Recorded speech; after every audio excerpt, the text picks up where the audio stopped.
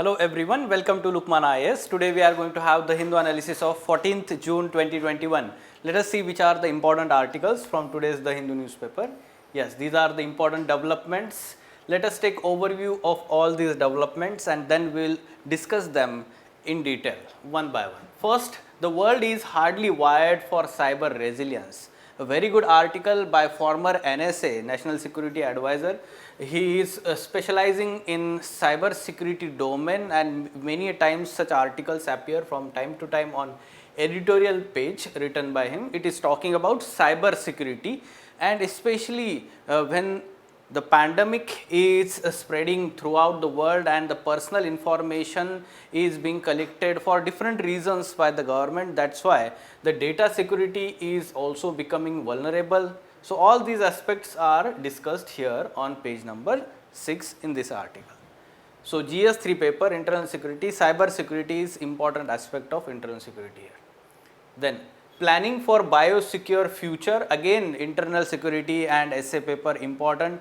We need to understand that COVID-19 has exposed the vulnerability of biosafety, or we can say such kind of threats that are eminent from these biotechnological developments. So, we have to understand what are these issues related to biosecurity from internal security and essay paper. So, this is actually on page number 7, op-ed page, this particular article. Then rare earth metals at the heart of China-US rivalry, right. So, this is from international relations perspective. So, US or Western world and how it is opposing China and how economic relations, especially in terms of resources. Here it is talking about rare earth metals, how different countries, especially the Western world, is dependent on China for rare earth metals, and in future its demand is going to increase. How these Western countries are going to deal with this issue? This is going to be one of the problem in bilateral relations between US and China. Then a tree of coffee family discovered in Andaman and Nicobar. So, this is important from environment perspective.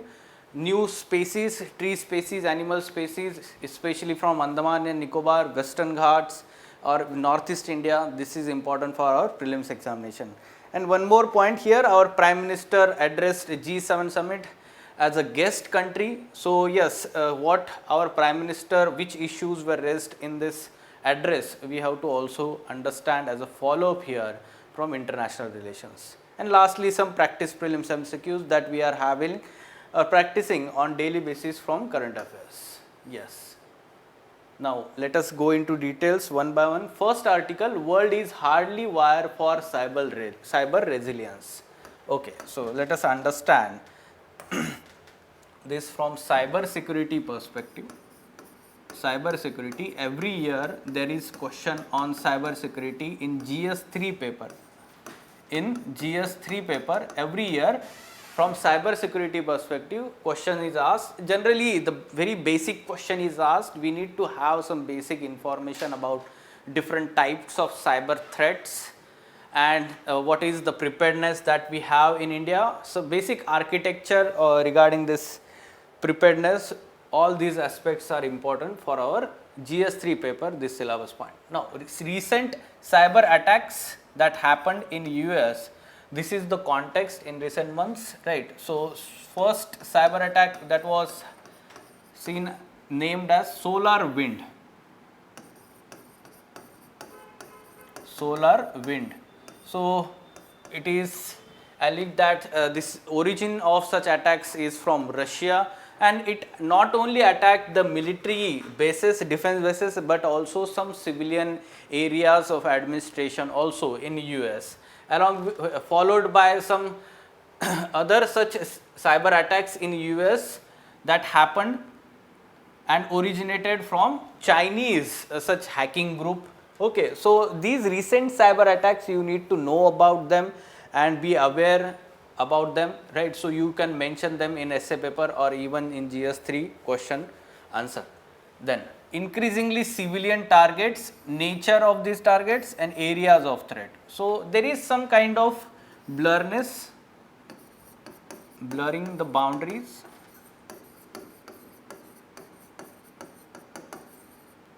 between civilian and military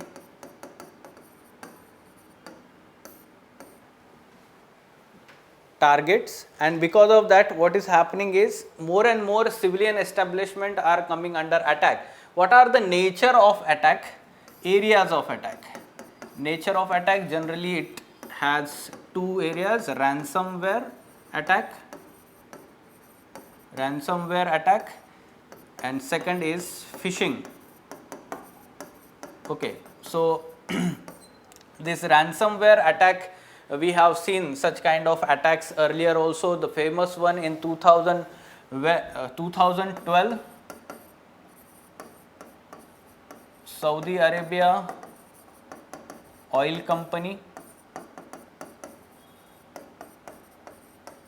right? So many such ransomware attacks are also there in India also. So many companies, corporate companies, they are held, their computer system, their data is held, and then ransom amount is asked for access to their data, important critical data. This is how the ransomware is being used to extract some financial resources, or those having financial interest, we can say, right? Or phishing, for let's say some kind of data is being extracted, the hacking of the system is happening through this phishing, right? So this is the nature of attacks on civilian targets. Areas of attack. So earlier we can say banks and financial institutions, they were the targets. Now in addition to this, oil company, power companies, they are also being under attack by these cyber attackers. Okay, so we have to understand how the civilian targets have been or civilian areas have been targeted by these cyber terrorists, we can say, or those hackers. Then data protection during pandemic became essential. Huge amount of personal data is being collected, be it for, we can say, those infections of COVID-19 or vaccination purpose. This personal data needs to be secure, and many times the hackers are basically extracting such personal data collected, especially for health reasons. Then it can be sold as a, let's say, this data can be sold in the on the black web, we can say, or dark web, right? So this is how we have to understand the vulnerability of personal data during the pandemic time. So health related data that is being collected of people during pandemic is at risk. Then as a way forward, what we can suggest here, yes, at international level we know that there are some efforts in terms of cyber security, but at national stage there is one term, critical infrastructure. Now this has been asked in prelims examination. Last year or last to last year there was one question. What is the critical infrastructure, sometimes seen in news, is related to which of the following? So it is actually related to cyber security. So the infrastructure which is very important for from strategic perspective, security perspective of the nation, that is called as critical infrastructure. It includes, let's say, some of the data storage systems of the government, and we can say power companies or those banking systems, all they are critical infrastructure, and they needs to be, it needs to be protected from such cyber attacks, right? So nature of cyber attack is, we can say, it can be divided into two parts: cyber warfare originating from state actors, foreign state actors, and second one is cyber attacks, generally they are from non-state actors, so they can be hackers or even terrorists having some kind of financial interest or create instability in the country and administration. These state actors, they generally have the tendency of, or we can say, to seek geopolitical advantage, right. So such cyber warfare, we have seen this between Russia and US, now US and China. Such cyber warfare is continuous in process. In last 1 year, we have seen such kind of cyber warfare threats from China and to our security also, and that's why our Ministry of Information and Technology, Electronics and Information and Technology has taken various measures like banning of Chinese apps. All these measures were taken especially looking at these cyber warfare and cyber attacks. Now, as a way forward, we have to understand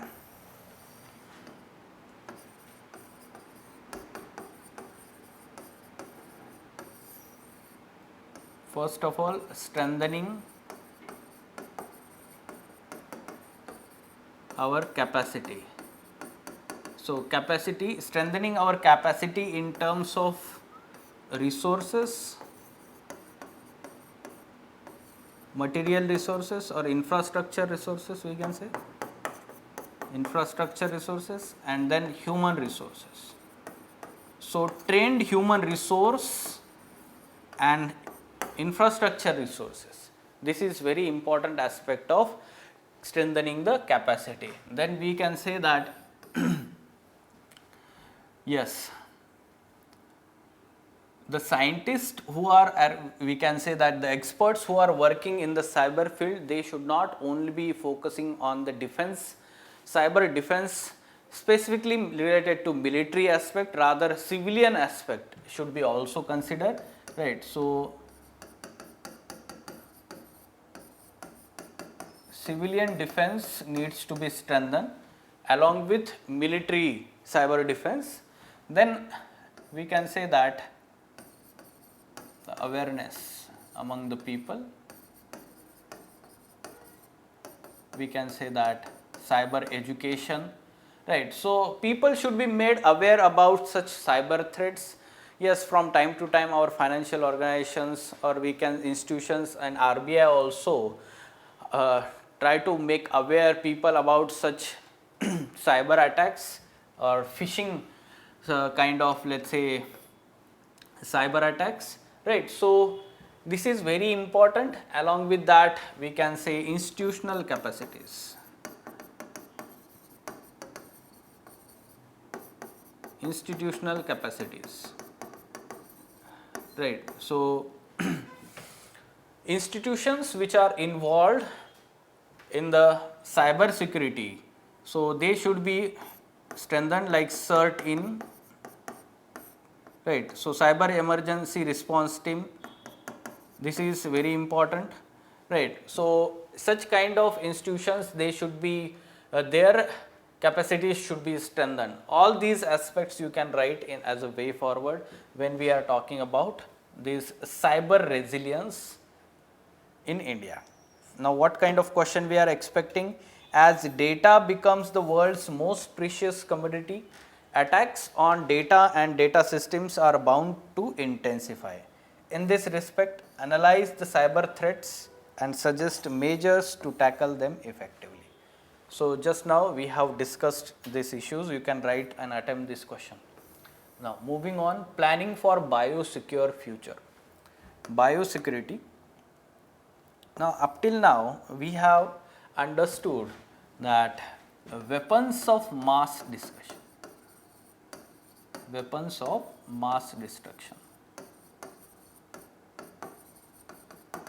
WMD. Okay. So, there are 3 categorized weapons of mass destruction: nuclear weapons, then we have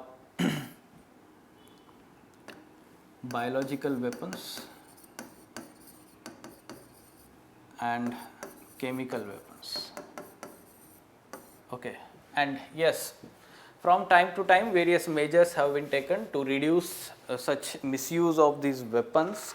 Okay. So, these are weapons of mass destruction. Okay, why they are called as weapons of mass destruction? Because these weapons can have huge impact on life and property, right? So that's why the weapons of mass destruction. Now, synthetic biology, the growth in synthetic biology, let us try to understand that how it is resulting into many developments. Synthetic biology, it includes biotechnology, it includes DNA, we can say gene editing technologies,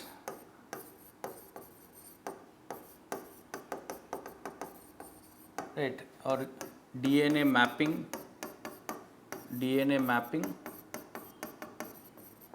right. So it includes all these things which are related to some kind of editing to the genes, engineering to the genes, and then we can say that can be used for welfare of human.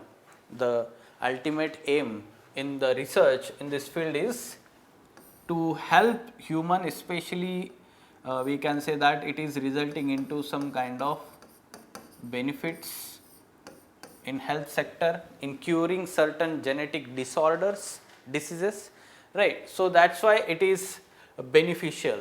However, we can say that it is being called as a double-edged sword. That means along with its benefits, yes, health benefits, agriculture sector, there are some benefits like genetically modified crops, GM crops, mass scale production of grains, right.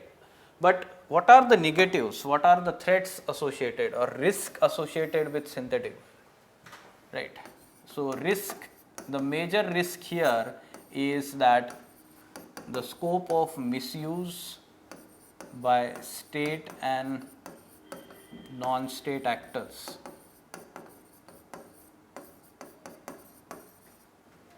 Or we can say, even if it is not deliberate, there can be accidental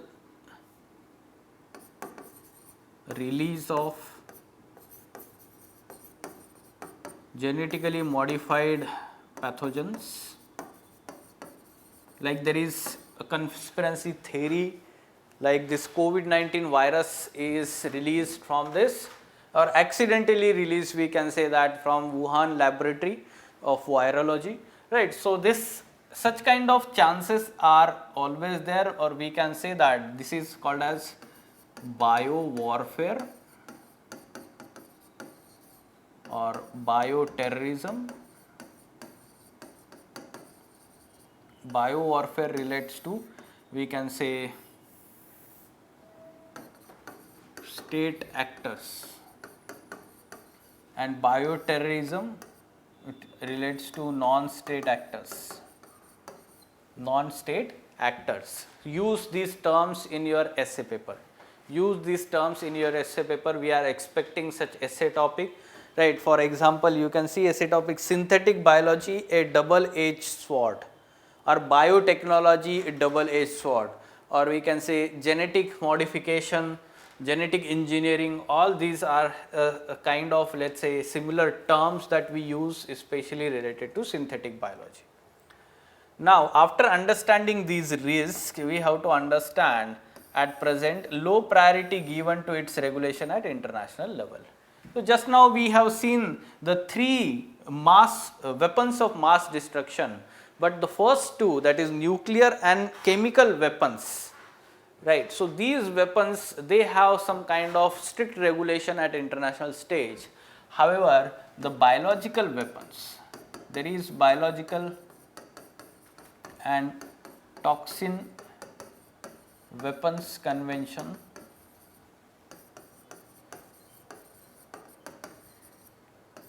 right. So, this is BTWC, signed in 1972, entered into force in 1975, right. So, this was the first such convention first such convention which categorically, let's say, ban all type of biological weapons or complete let's say categories of weapons that are to be eliminated or banned. So this is very significant. However, there is some problem here that there is no implementation agency or organization for this convention, right. So from time to time, in especially the recent times, the demand is increased now.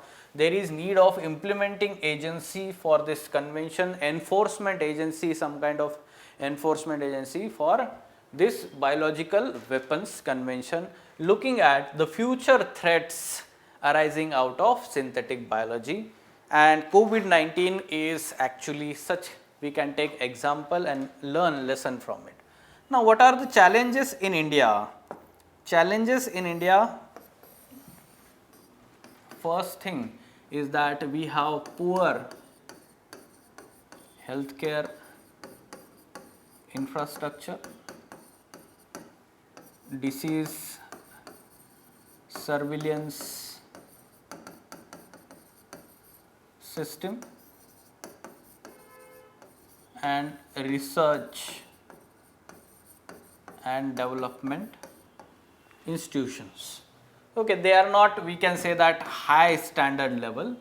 This is first challenge we need to work on, work in this area. Second, we have to focus here is that whatever the laboratories, research, development, or those regulatory agencies that we have, there is lack of coordination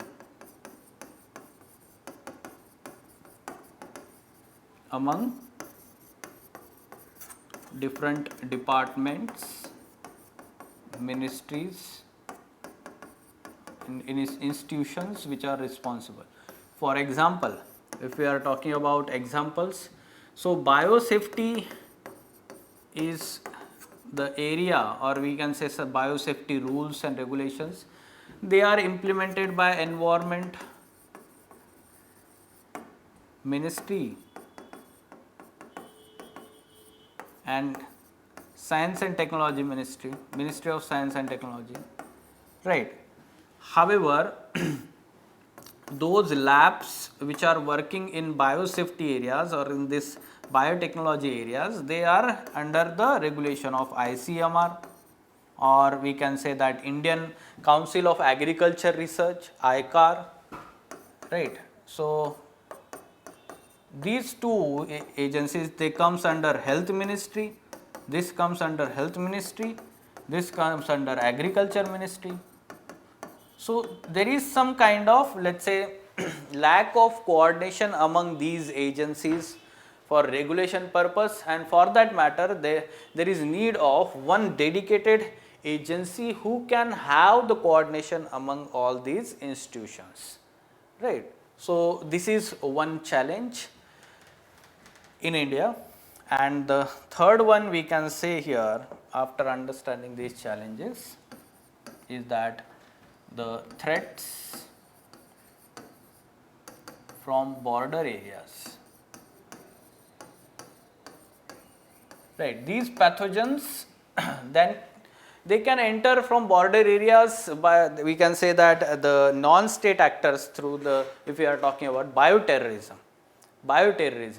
There was one movie, you know, that Krish 3 movie, in Krish series, Krish 3, that movie had some kind of this bioterrorism vision at that time itself.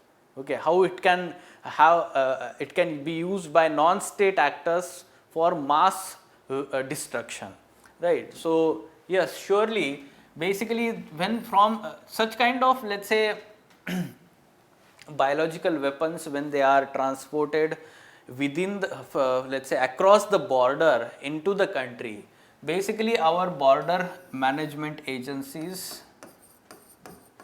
they are not effectively equipped to deal with such kind of threats.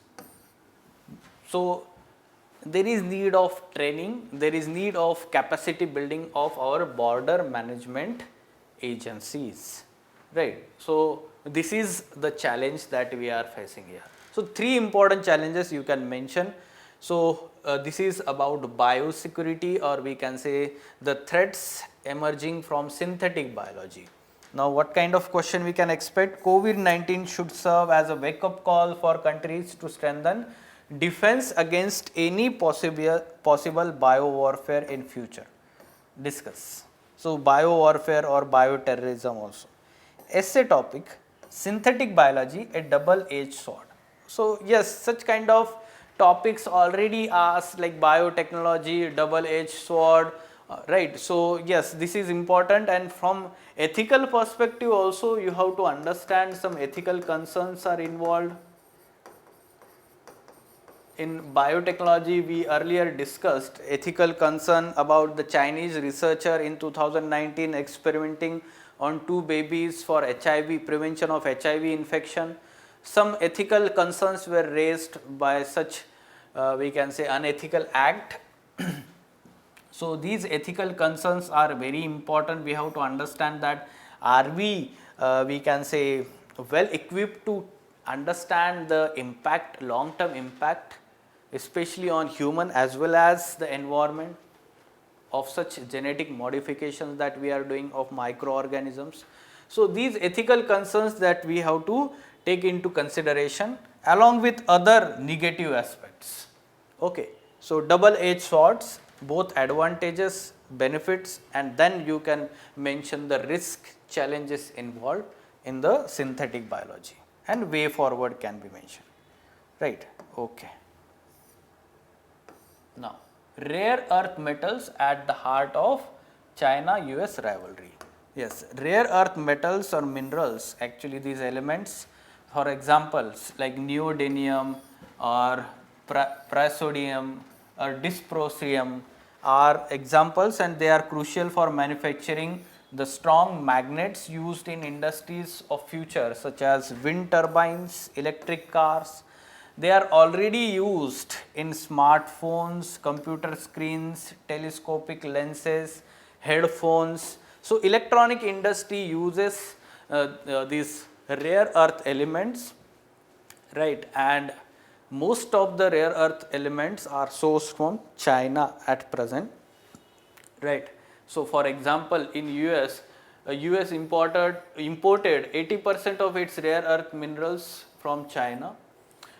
EU gets 98% of its supply from China. So, this is how these countries are dependent on China for source of this rare earth metals, and in future it can be used for geopolitical advantage by China, right. Like what if China were to cut off the US and Europe from access to rare earth minerals that are essential to electric vehicles, wind turbines and drones. Now, this is gaining importance because we are moving towards green energy, in which rare earth minerals are sure to play a role. For example, this electric vehicles, wind turbines, electric cars, right. So, they are very important, and in future the importance of rare earth metals to be used in these areas is going to increase. So, how these countries are going to proceed in future, this is going to be a challenge here and a bone of contention between bilateral relation between China and US. So, as a follow up, the areas of issues between bilateral relationship, you need to be aware about this follow up. Now, moving on, fight against authoritarianism, extremism, says Prime Minister at G7 meet. So, yes, our Prime Minister said that India is natural ally to work with world's richest G7 countries to fight against threats of authoritarianism and extremism. Prime Minister has sought strong support from G7 countries for joint India-South Africa proposal for TRIPS waiver for coronavirus related medicines and vaccines at WTO. Right. Now, some of the important outcome of G7 summit, like G7 to donate 1 billion vaccine doses to developing nations. Earlier we discussed about this. G7 to build back better world, B3W. Now, this is important. Build back better World, right, B3W, an alternative infrastructure initiative to counter China's Belt and Road Initiative. China's Belt and Road Initiative. Now this is very important. Now G7 countries also reaffirms tax deal for global minimum corporate tax rate. Earlier the finance ministers of G7 countries, they agreed with such tax deals. Now it also calls for inquiry into origins of COVID-19. Earlier India at WHO assembly meetings supported such kind of inquiry into origin of COVID-19, right. So along with that, PM calls on technological companies and social media platforms to ensure safe cyber environment for all, right. So such issues were raised and the outcome of G7 summit. Okay, this is important from IR perspective, international relations. A tree of coffee family discovered in Andaman and Nicobar. Now coffee family, let us try to understand some information about this Pyrostria lalji. Now this belongs to genus of coffee family that has recently discovered from Andaman Islands. Okay, this is 15-meter tall tree. 15-meter tall tree. Now the new species Pyrostria lalji also the first record of genus Pyrostria in India. Basically the plants belonging to genus Pyrostria are usually found in Madagascar. Now this is again good development in terms of science. This Pyrostria lalji has been assessed as critically endangered by IUCN in its red data book. Okay. Then some characteristics, tree is distinguished by long stem with whitish coating on trunk and oblong ovate leaves with cuneate base, and was first reported from Vandur forest of South Andaman, right. So the name given Pyrostria lalji after Lalji Singh, Joint Directorate and Head of the Office Andaman and Nicobar, Regional Center of BSI, Botanical Survey of India. So Pyrostria lalji, this is the species belonging to family or genus of coffee tree, and then critically endangered. These two important facts you need to remember. And Andaman and Nicobar Islands, right. Now yes, let us try to solve this MCQ here, basis of earlier information.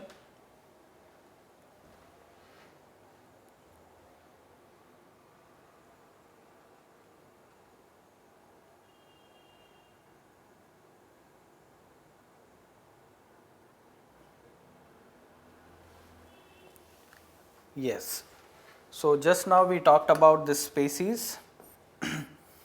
Which of the following statements about Pyrostria lalji new plants, or consider these statements, found in Andaman recently, and we have to find the correct statements.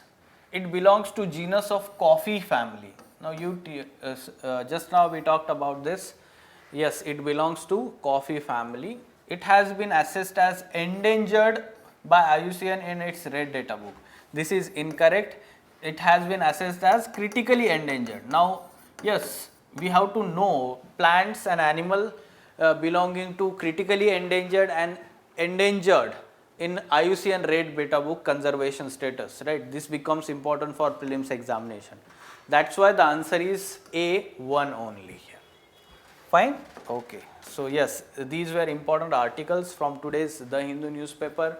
If you like this video, tell us your feedback in the comment box. If there are any improvements that we need to do, yes, surely the feedback is very welcome. We will work on this. If you have any questions, you can ask in the comment box. In next day lecture, we will try to address those questions also.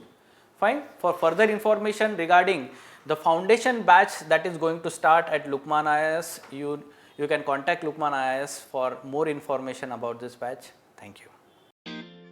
Live online classes are as effective as offline classes. Ethics with S. Ansari remains the best ever choice. Do you know that ethics paper is the only paper in general studies that pays more with less efforts? One can easily secure 130 to 140 marks. Lukman IAS is a well-established name since 2014 for ethics paper. We offer 3 types of courses: Ethics Foundation course, Ethics Case Studies, and Ethics Test Series. Since 2015, Lukman IAS students have maintained the records of securing the highest marks in this paper. Ethics Foundation course is starting from 21st of June 2021. Classes will be for 4 days in a week from 11 am to 1:30 pm. The course duration is of 60 days and the videos will be available for 75 days. There will be 43 classes, of which 35 classes will be focused on theory and concept building and 8 classes will be dedicated for case studies. There will be over 180 case studies and 3 tests. Since 4 months are left for prelims, one can easily finish the ethics paper before prelims itself, and it's a good opportunity. So why to wait? Contact us today for more information.